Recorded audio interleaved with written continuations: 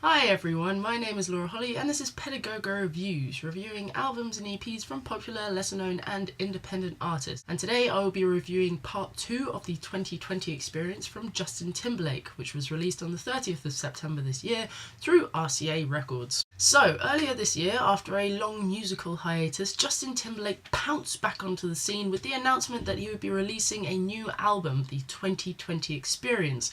And that got everyone a little bit giddy, understandably so, because once the album was released, it received high praise from critics all over the place. That wasn't all Justin had up his sleeve, for after the release in March, he then announced that another album would be coming our way later on this year, the part 2 of the 2020 experience. How exciting. And then came the months of questions like, will it be as good? Will it be the same? Will it be different? And my answer is, Part 1 of the 2020 experience seemed to indulge a lot in this 2 songs in 1 formula, and part 2 has seemed to step away from that, and instead of having 2 songs in 1, it's just a lot of kind of semi-long songs really, and that's not so bad, because with those 2 songs in 1, that formula, you might have one part that you prefer to the other and you have to wait and you have to get through one part before you get to the good one at the end. So it's not so bad.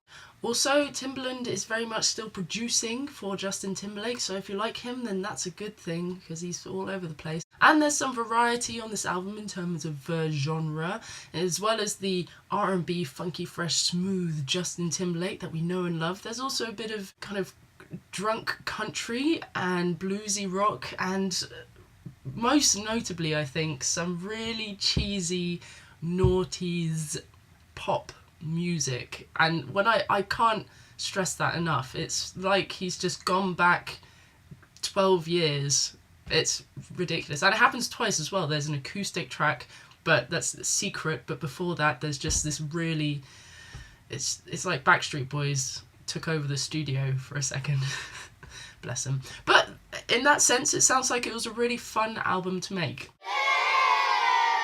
This album just doesn't have any impact. Although it sounds like it was a really fun record to make, that's all it is. All of the tracks that show some variation are mostly cringeworthy, and any tracks that show some promise, like TKO, Take Back the Night, Give Me What I Don't Know I Want, they're just that little bit too long and they just drag.